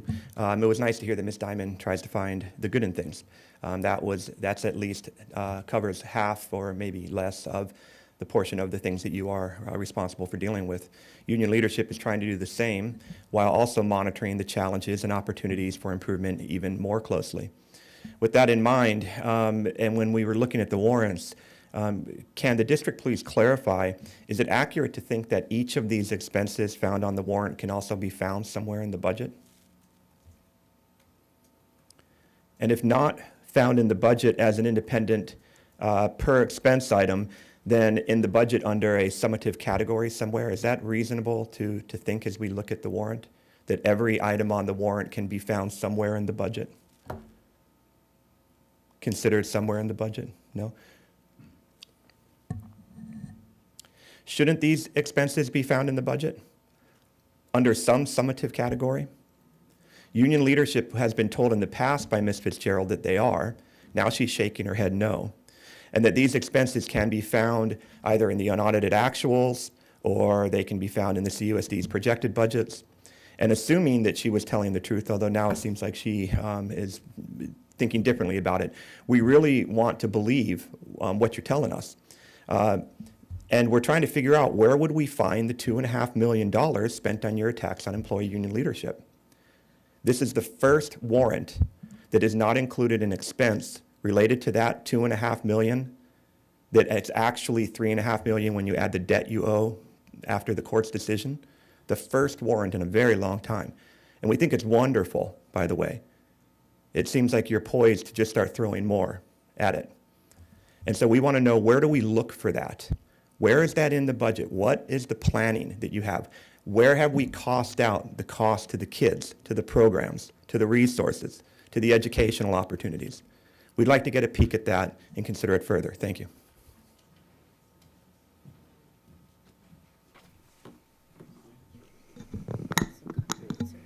Any further public comment on approval of the warrants of February 13th through 22nd, 2024? Seeing none, may I get a motion to approve? I move to approve the warrants. Second. Any discussion? Seeing none, may I get a motion to approve? Who did that? Oh, I just did it. Sally made a motion, Aaron second. Sorry. All in favor, sorry. All in favor? Aye. Aye. Okay, we are moving on to H1, Measure U, approval of the lease-leaseback contract award to McGillivray Construction, Inc. for the Catalina Learning Center and Library. The board is asked to approve McGillivray Construction, Inc. as the lease-leaseback contractor for the Catalina Learning Center and Library.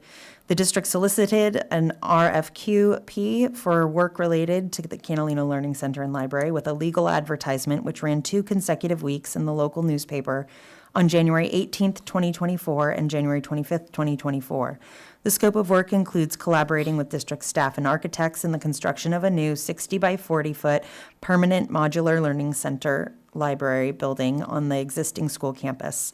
The modular building will be furnished and installed by the modular building manufacturer, with the balance of the work to be provided by the site general contractor. The balance of the work includes, but is not limited to, site work, example, grading, concrete, foundation, paving, site utilities, storm drainage, landscaping, irrigation, electrical work, including communications and fire alarm, interior building finishes, and interior casework. The architect for the project is Robert Robles Architecture, Inc., Oxnard, California. The response to the requests were due January 31st, 2024, and the district received 1 responsive bidder. A review committee rated the response, and McGillivray Construction, Inc. was selected for the project. Due to there being only 1 responsive bidder, the contract award date has been moved up to February 13th from February 27th. The project will be paid for using Measure U funds, Fund 22. Any questions from the board? Okay. Public comment on agenda item H1. Not seeing any. May I get a motion to approve? I'll move to approve. I'll second. Okay, any discussion from the board? I'd just like to say, McGillivray has done a number of our projects and has done an excellent job. Most of them have been at or maybe slightly below budget, other than the ones with a number of change orders. And they've been fair, honest, and very competent in their work, so definitely Agreed. support this. Yeah. Okay, all in favor? Aye. Aye. Okay. I1, Personnel Summary. The board is asked to approve the following recommended personnel items: 3 resignations, 1 retirement, 4 extended season coaching for winter, and 1 leave of absence. Any questions from the board? Okay, public comment on I1 Personnel Summary. Please step up to the podium now.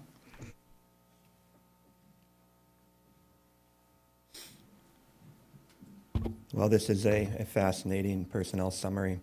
The middle school vice principal appears to be leaving, which is a shame because that was the one administrator at the middle school that had broad support from the people who were working there. It is now triple dog dare official that Ms. Held is not coming back, even though we were told that she would be. Ms. Zapata, the human resource director I mentioned before, who was at the center, with Ms. Rigby, of course, I don't want to steal the limelight, at the center of PERB's decision in regard to retaliation and discrimination of union leadership, appears to be leaving. And in all candor and with all respect, there are really not a great deal of tears shared by district personnel on that one. And lastly, Mr. Shearger, who we were told would be leaving on June 30th, appears to be leaving too, although we learned at the last board meeting that the current SPED director, Robert Shearger, resigned. We were also told that he would be leaving at the end of the school year, as you recall, I imagine. Just today, we're learning that Mr. Shearger, the 3rd SPED director to leave CUSD in 3 years, will be replaced by an interim SPED director hired by Ms. Rigby, who, with all respect, has no experience in any similar role. However, she did stand up in complete odds with what was being shared in the public comments and by several families and educators and union leadership, and gave a completely different account of what was going on at the various school sites across the district that she didn't even work at. Although union leadership has a great deal of respect for her abilities in the classroom, we recognize that those don't automatically translate to such an important leadership position as the SPED director. Unfortunately, we are quite confident that her performance is not what Ms. Rigby is most concerned about. Thank you. Any further comment on our personnel summary? May I get a motion to approve? I'll move to approve the personnel summary. I'll second. Any discussion? I, just anecdotally, I do know that I was told that Mr. Shiger was going to be staying through the rest of the year, and that was what was presented at the previous meeting. Since then, apparently he has accepted a job at another district that is very close to his home, and he has chosen, and he will be starting immediately. So that is my understanding of why this has reappeared, as well as the need to bring in from within a really wonderful educator who, it looks like, based on what she shared with all the staff across the district, is really excited and wanting to meet with everybody and be very thorough. So with that, all in favor? Aye. Aye. Aye. Okay, moving on to I-2, resolution number 24920, non-reelect a certificated probationary employee, public employee, discipline, dismissal, release pursuant to Government Code, Section 54957.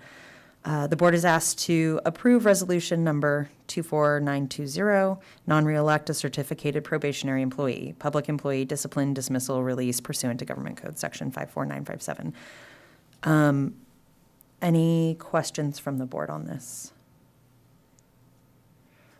I just want to ask more so for the public side of things.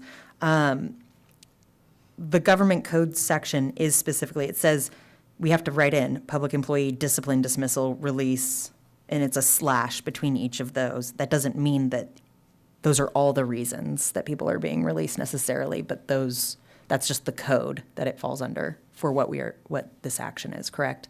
It is the code for non-reelect for next school year. non-reelect. So that doesn't necessarily mean that it's discipline or dismissal. It's just the non-reelect for title next school year. of the Yes. code. Thank you.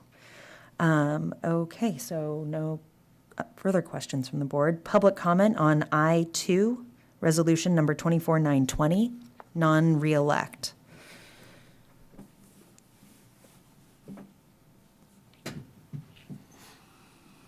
Make a very, very good point that non-reelection doesn't mean that there's been a performance problem.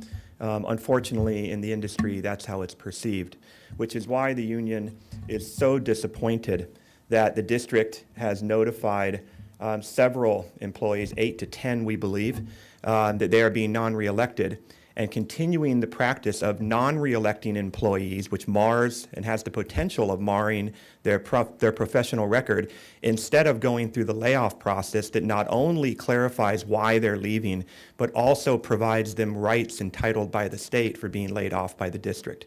It is a terribly unethical thing that you're doing, but you've made a practice of it since you've been here, and so charge forward. When notifying our colleagues, CUSD's Human Resource Director, Deanna Zapata, threatened that the CUSD intended to terminate their employees' health care at the end of the school year in early June 2024. In a meeting with district leadership, union leadership reaffirmed our disappointment that CUSD is pursuing unnecessary non-reelects, and we also shared our disgust for the district's decision as expressed by Ms. Zapata to many. So if you're confused, feel free to ask people, Mr. Schaefer, to many of the non-reelects that their health care would be terminated in June.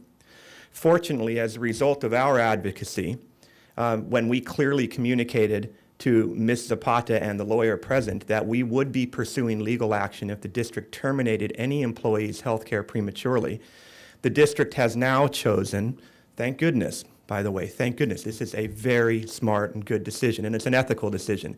It's chosen to make sure that these people maintain their health care for the entire duration of the period that they earned it, which would take them through September.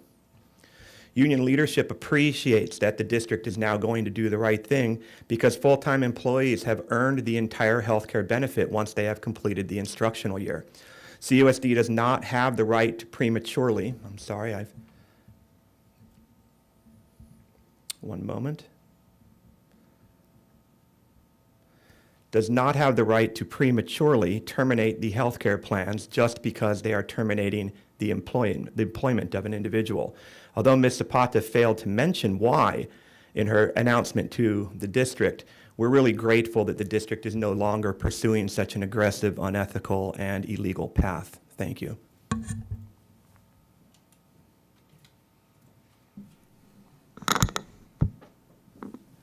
Any further comments on I-2, resolution number 24920, non-reelect? Seeing none, may I get a motion to approve?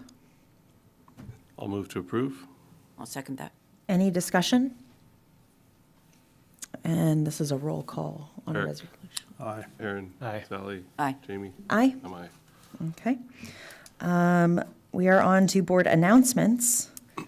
Any board members have any events or anything they'd like to share? FFA barbecue, drive-through barbecue is Saturday. Tickets were pre-sold. There may be a couple available if you've forgotten, but don't count it if you haven't bought a ticket already. It's Saturday at the high school. Okay. Anybody else? Okay. Well, I will share that yesterday, myself and Mr. Schaefer were able to attend the first 5 Santa Barbara school governance brunch, and this is with First 5. Their emphasis is on early education, and our previous school board member, Michelle Robertson, was one of the speakers, and she's with First 5, and it was a wonderful event. We had, let's see, her name was Jen, Rafferty, thank you, who came in as our keynote speaker, and it definitely, for me, was something that I feel like I had been thinking of, but hadn't quite understood fully, and it just made it clear for me, the idea of there's a difference between professional development and personal development, and both are very important for our teachers, and the idea of rethinking how our students are affected by those around them, and really having the students at a center, and then all of the different supporters around, not tiered on top of each other or one pointing down or up to another. They're all around and equally as important. And so those 5 were office staff, parents, teachers, leaders, and support staff. And that's definitely simplifying it because there is more than that, but that's kind of the core of it. And so thinking of professional development versus personal development, and not necessarily that they need to be opposed, but what that looks like, and wanting to just, we have our PLCs, our professional learning communities, that we do on Wednesdays, which is different than the professional development days. Those are separate things unto them, separate opportunities unto themselves. And I know that, like, on some school sites, groups of teachers might do activities together, or I know Principal Pursoon, Dr. Pursoon, as of yesterday, congratulations, Dr. Pursoon, by the way, pre-COVID, and I'm not sure if she's resumed it, did at the end of the school year a big luncheon after the last day of school for all of her teachers, and so the idea of not in a necessarily professional learning side of of development, but a personal personal development. And I don't know what that would look like. I'm not suggesting we add days or meetings or anything like that, but just something to think about that I think is very useful. And even for myself, it was mostly school board members and superintendents, as well as some other government officials that popped in. But it was a really great opportunity. We also got to see Teresa from Carpinteria Children's Project, and I'm trying to think who else. Right, and Vanessa as well. And so it was a good opportunity. It was a bit of, I guess you'd say, our professional and personal development to some degree. Yeah, I think boiling it down, it came down to, at least what I got out of it was, in order to maximize the effectiveness of your teachers and your administrators, you need to make sure that they're healthy and happy and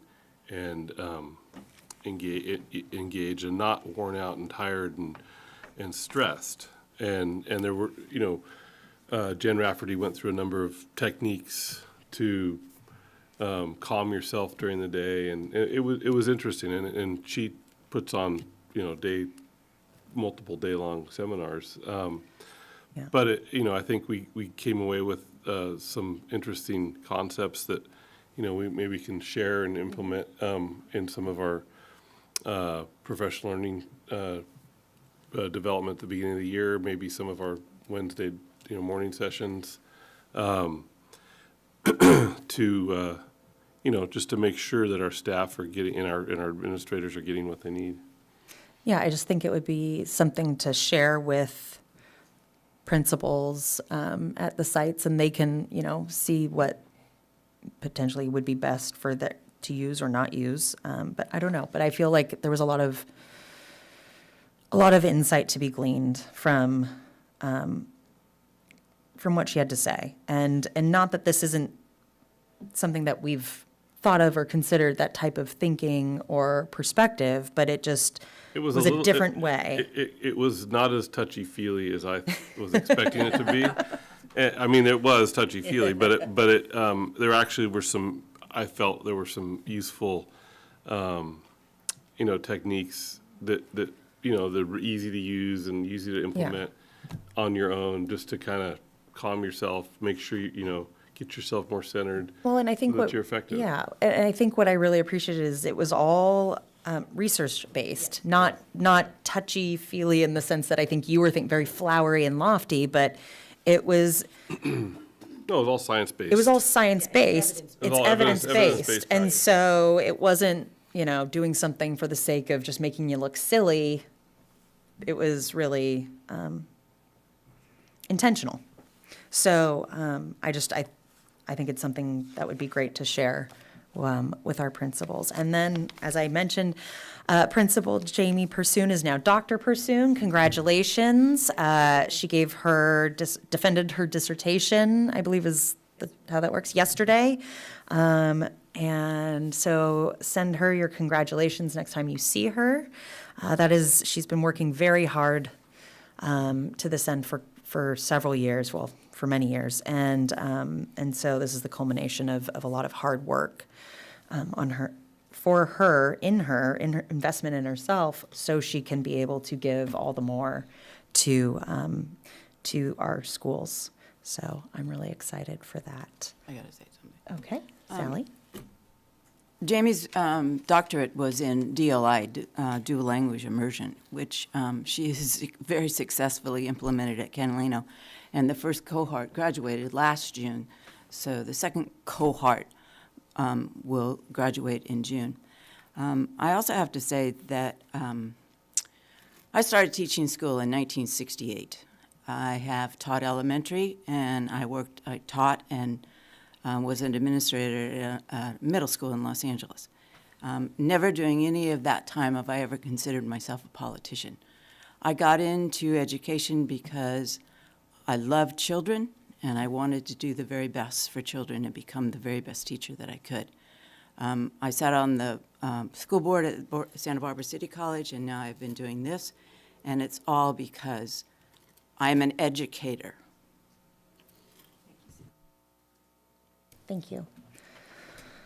I'd like to reiterate tomorrow night is the meeting at Carpinteria High School for SPED families, for incoming SPED families at 5:30 in the library.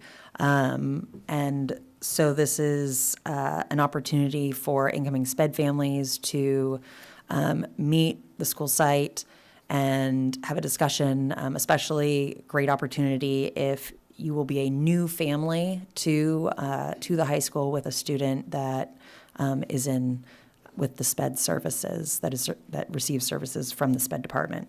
So please, if you know someone who could benefit from knowing that information, please share it.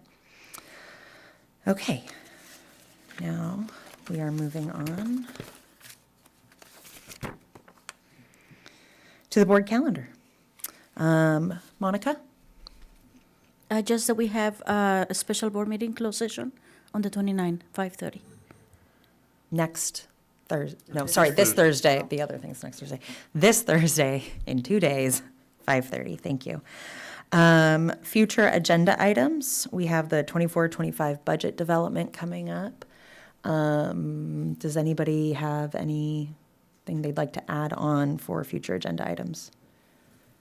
Okay. I would like to get a better idea of what it would look like, or what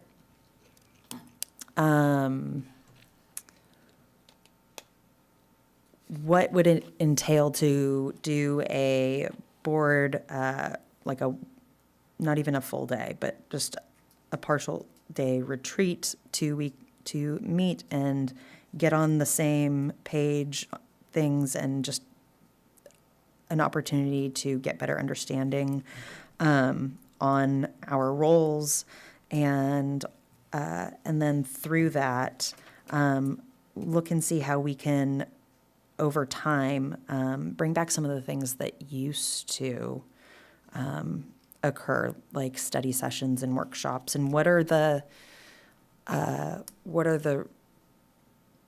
all the procedures and the way things that need, everything within that would look like, what has to happen, for what needs to be noticed, what doesn't, what agendized or not, what the formats are that could be available.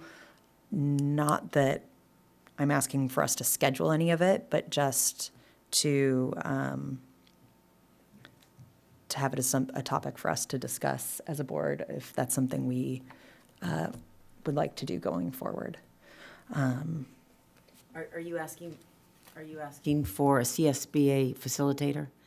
I don't for know. Information. I'm asking what would, I don't know. That's what I'm saying. Okay, We so- don't know. So I would like to agendize it, or have a discussion and then agendize it at a future meeting, but just that's something that, there's been interest expressed in doing. So a governance retreat? A governance retreat. Okay. And how we can, I don't want to get in the habit of forming lots of committees or subgroups or anything like that, because that's not necessarily effective use of time if it's not something that needs to be done. But just have it standardized of what a work group is, versus a study session, clarifying the different opportunities for diving deeper into opportunities where we as a board can have more of a discussion, not that it would, just what those different options look like for us. And maybe that's some more Brown Act, that is a lot of Brown Act related, as far as what applies to what and how. It all applies. It all applies. The Brown but Act yeah. applies to all of it. But in which capacity? Just how we can do different, whether it be a study session or a work group or a governance retreat, just what that would entail. So, So you want the governance retreat as an agenda item? yes. Okay, great, thanks.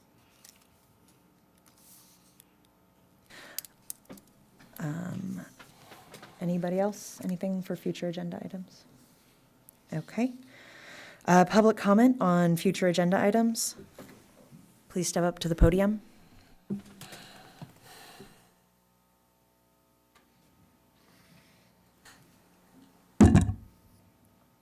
So thank you, Ms. Green, for confirming that you were a teacher and that you are now a politician. Thank you. As a result of the district's layoff of classified custodians and campus safety specialists, not to be confused with the 8 to 10 non-reelected teachers, the district has a contractual obligation to hold that board study session, so we're glad you brought it up, and you can bet the union strongly encourages it. In regard to future agenda items, Mr. Schaefer made a very good point that our students were affected by the negative impacts of COVID, and I appreciate personally his acknowledgement that COVID had a direct impact on learning and on our ability to deliver instruction. But doesn't the school board, the superintendent, and the community recognize that most every other school in the state, let alone the country, who our students are being compared to, certainly those in the state, also experienced COVID closures and disruption? That COVID set our kids back is not unique to CUSD. In fact, by working with the union for one of the first times in Miss Rigby's tenure up to that date, and unfortunately for the last time in her tenure since, CUSD and the union were able to transition to remote learning almost immediately, approximately 2 weeks after the initial closure. Of course, it shouldn't take a global pandemic to sober and focus the mind that way, but it did. Nonetheless, in those moments of COVID crisis, we did come together and we did put together the basis of our remote instructional program in approximately 2 weeks after the initial closures hit. And yes, back to the topic of the CASP and the STAR tests, they are still showing the impact of that COVID pandemic. But when comparing CASP and STAR tests to other schools in the district, I'm sorry, and we that will are hold your outperforming- time. Thank you, We will yes. hold your time. This is about future agenda items. That is, I am absolutely on the topic of Okay, future just agenda making sure we're going in the right direction. Okay, please resume his time. Thank you. So yes, CASP and STAR tests are still showing the impact of the COVID pandemic, but when comparing CASP and STAR test results to other schools and districts that are outperforming CUSD in many areas, it seems that there is a reluctance to remind the community that those districts also experienced a COVID pandemic. And in regard to that fact, why isn't the superintendent telling you that the average district did not bring their students to the remote learning environment for over a month? And several districts that we're being compared to didn't bring their kids back for 6 months. We took 2 weeks in this district because this union, even with the way we're treated by this district leadership, remains a good faith partner, ready to do the right thing when you're ready to do the right thing. So if you're wondering when our achievement began to decline, by the way, I heard that question, it was actually the period when Ms. Rigby came to the district. Take a look at the numbers. It was before COVID was ever a thing, by the way. Thank you. I'm sorry, there is no request for a future agenda item. That was sorry, your time is up. Your time is up. Explore those tests in the comparison to other districts. Thank you. Okay, seeing no further public comment, we are adjourned.